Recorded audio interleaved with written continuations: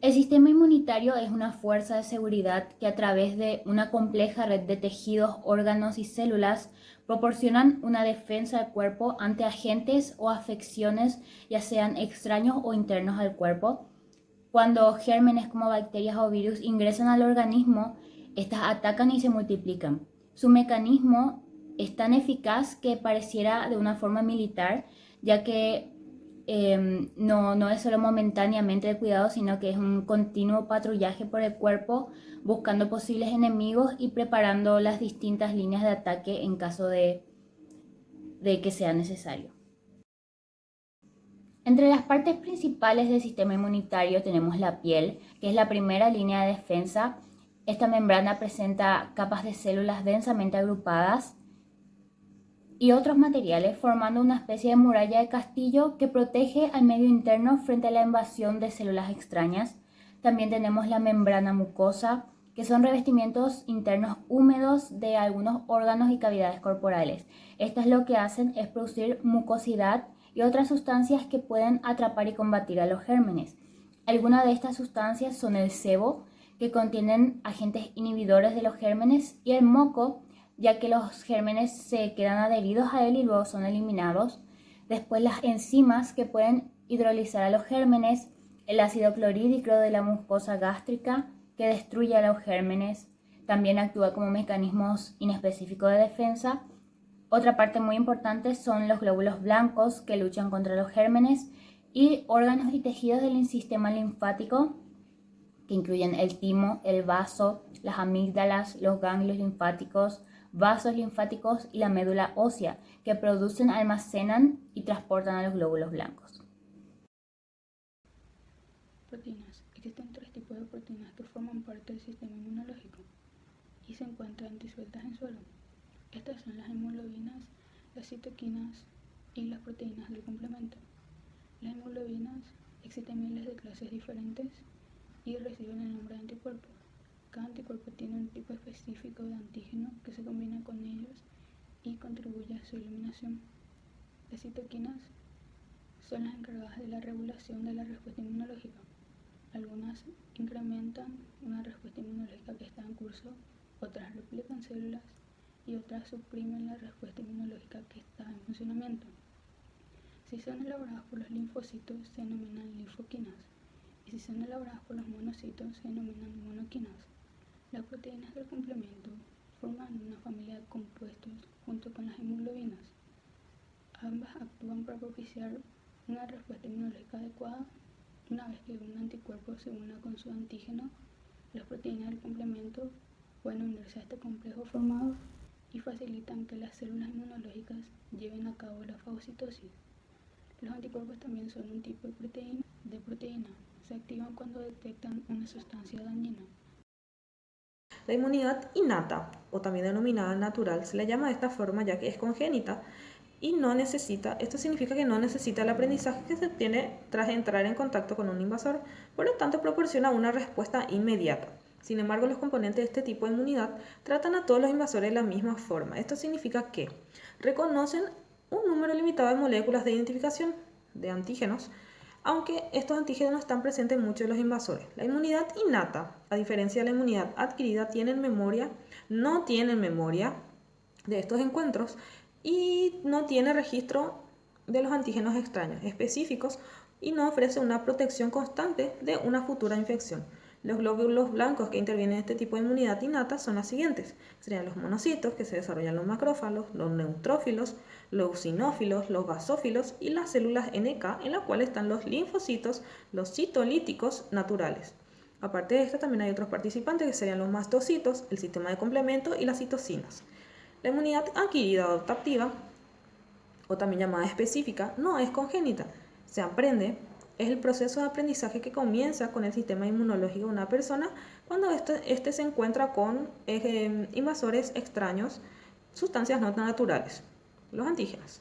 Seguidamente de esto, los componentes de la inmunidad adquirida aprenden una mejor forma de atacar al antígeno.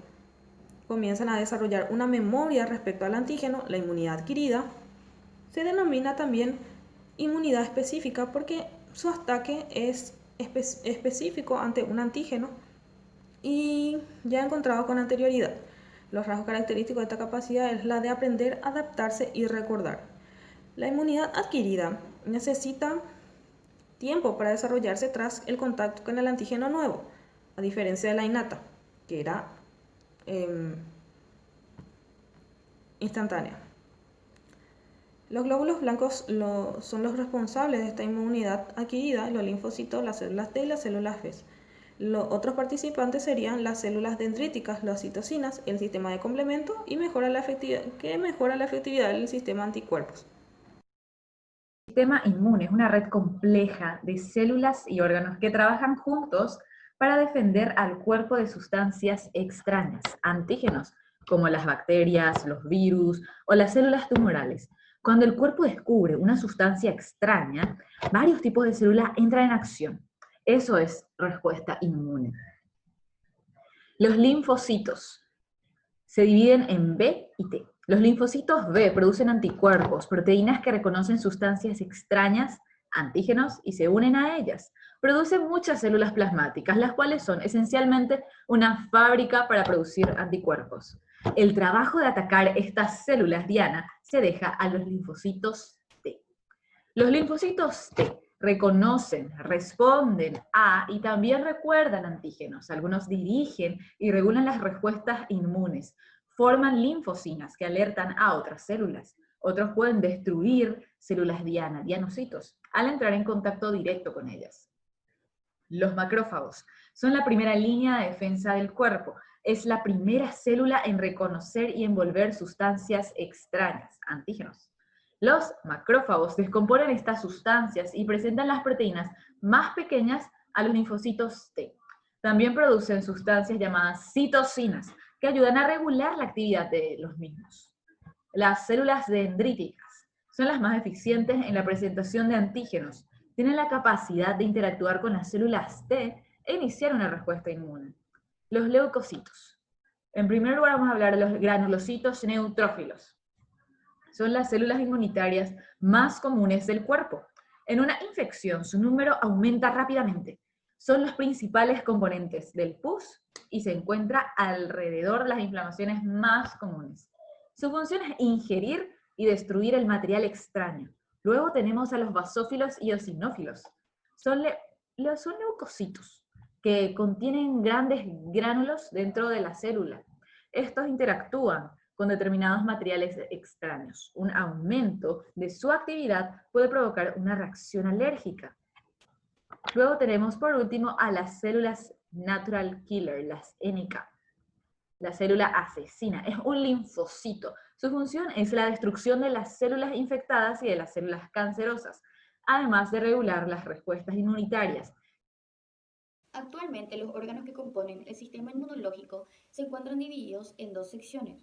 Primeramente tendríamos los órganos primarios o centrales y luego los órganos secundarios o periféricos. La función principal de los órganos primarios sería la de crear o proporcionar el microambiente necesario para la creación y maduración de los linfocitos. Dentro de este grupo tenemos órganos como el hígado en el feto, que se encarga de la creación y desarrollo de los linfocitos tipo B. En el adulto sería la médula ósea. Luego tenemos el timo, que es un órgano pequeño ubicado en la parte superior del pecho, en donde se crean las células de tipo T y también se desarrollan ahí. Luego tenemos los órganos secundarios o periféricos, que tienen la función principal de crear el ambiente necesario para que estos linfocitos puedan interaccionar entre sí. Dentro de este grupo tenemos los nódulos o ganglios linfáticos, que son agrupaciones de racimos pequeños esparcidos por todo el cuerpo, que sirven como filtros para capturar antígenos. Luego tenemos las amígdalas, que se encuentran en esta zona, que son extensiones de tejido linfoide que protegen la entrada de bacterias, por ejemplo, a las vías respiratorias. Luego tenemos las placas de Peyer, que son cúmulos de tejidos linfáticos que recubren el interior de las mucosas, del intestino, por ejemplo, y las vías respiratorias. Luego tenemos el vaso, que es un órgano situado en el cuadrante superior izquierdo de la cavidad abdominal, que también sirve como una importante inmunidad para el cuerpo. Por último tenemos los tejidos linfoides asociados a las mucosas, que son agrupaciones de células linfoides sin una organización específica o estructuras asociadas a diferentes localizaciones en el organismo. Por ejemplo, los bronquios o la nariz